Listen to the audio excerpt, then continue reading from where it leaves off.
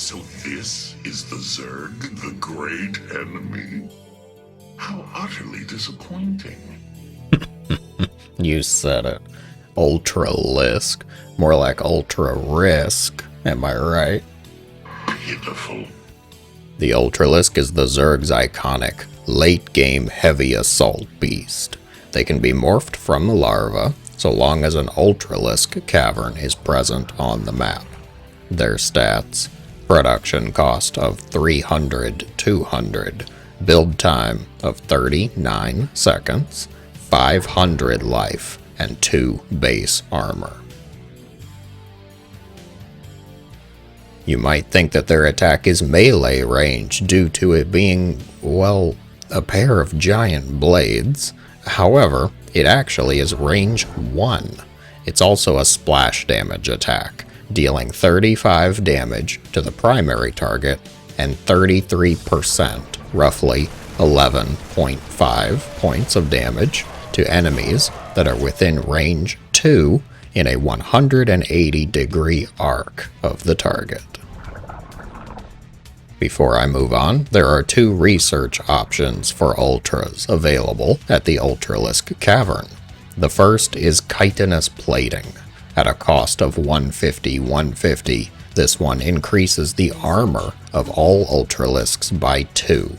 Depending on your current upgrades, that means your Ultras will have somewhere between 4 and 7 armor. Very nice. The second research is anabolic synthesis. Also 150-150, this will increase the movement speed of your Ultras by 0.82. Full disclosure up front here. These guys are not nearly as awesome as I wish they were. Their biggest issue is, well, how big they are, pun unintentional. Their size and collision simply makes it tough for them to actually get to their target. That said, let's talk usage.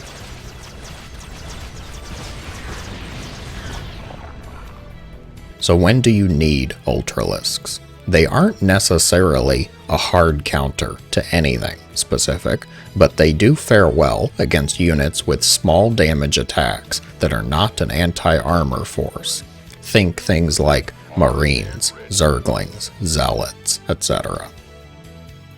As far as matchups are concerned, you're most likely to see them come out versus a Terran that is neck deep in a Marine tank build. The heavily armored Ultras shrug off the hits from Marines and can close the distance on tanks efficiently. Their uses against Protoss and Zerg are a bit more rare. The next most common is liable to be as an answer to Psystorm when seen in a Skytoss composition. They don't need much micro or control, being skyscraper-sized point-and-shoot battering rams. The only time I'd recommend getting involved with them is to help them get around an obstacle or to set up a surround. As I said, you get them to their target and you're good.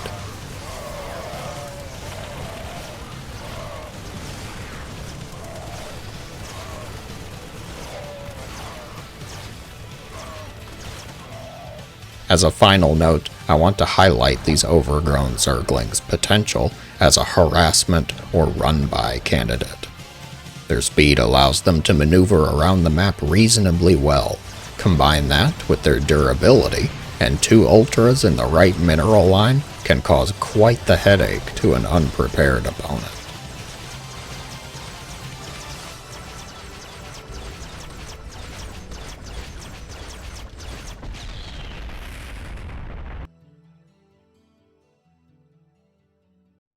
The Ultralisk. Powerful beyond measure, incredible stature, aggressive temper, and yet such a terrible choice for general combat. It saddens me, honestly. Let's recap. They're expensive, tech-heavy, late-game powerhouses versus targets that have either poor damage or poor mobility. They suffer when up against more prepared forces, though. Ranged units are a great idea, since they can apply their damage more efficiently than melee options. Other than that, you'll want to look at these categories: anti-armor, air to ground, or such high damage that it doesn't matter. My terrifying Terrans, I'm going to split these options into two categories: easy to micro and ghosts. Easy to micro options first. The Marauder is a fantastic anti-armor choice, especially if you've already been leaning into bio for the game. The concussive shells upgrade will not work versus ultras, but stim and medevac support can usually get you through the fight. Thors are an option for you mech lovers, as they fall into the such high damage that it doesn't matter category.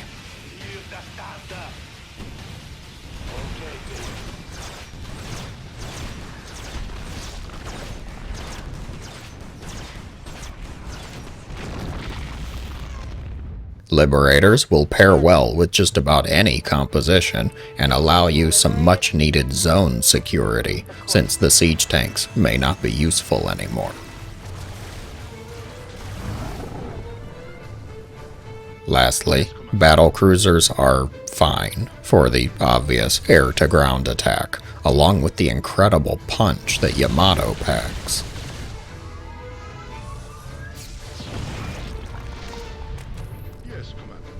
Now for the ghosts. This is the choice for pretty much every late-game option that Zerg has, but you have to be able to control them. Your main goal, if you're going with the ghost route, is to cast steady targeting, as just 3 of these armor-ignoring snipes is enough to take down the Ultra. Protoss professionals, your options can be broken down similarly.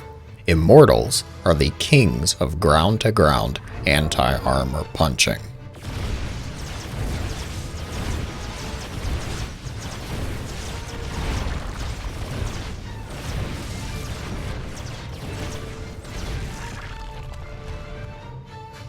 Looking for a less grounded option? The Stargate has plenty of choices. Void Rays are superb at focusing down armored targets, but they may suffer versus other forces. Queens.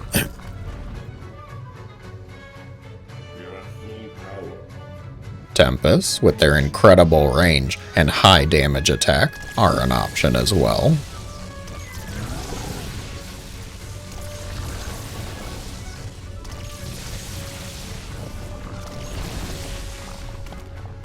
Now you might be thinking, Harriers. While they are an air-to-ground option and can technically work, when both units are fully upgraded and researched, the carrier's interceptors are dealing only 2 damage per shot. So yes, they will get him eventually, but how much damage is that bull in a china shop going to do in the meantime?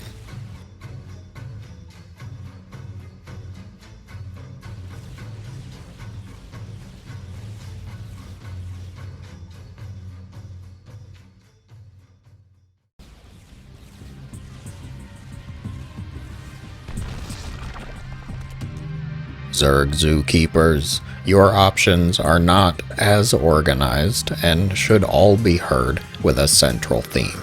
You need a large amount. Unlike the other factions, just 1 or 2 of your units simply won't cut it. Now let's talk.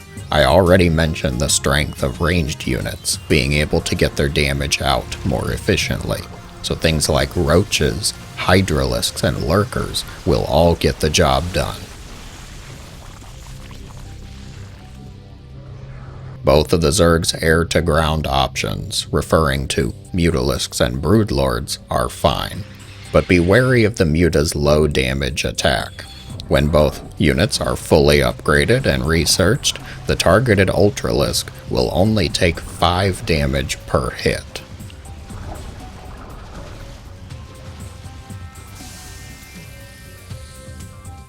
The Broodlord's damage will fare quite a bit better, but the Broodlord itself can also be outmaneuvered by, well, everything. Even dial-up is quicker than them.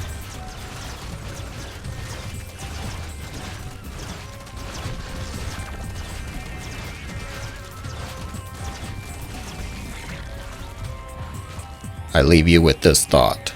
How does it fit in an overlord without increasing the size of the overlord? Thank you so much for your time, for watching. I hope it was helpful and that you have a great day.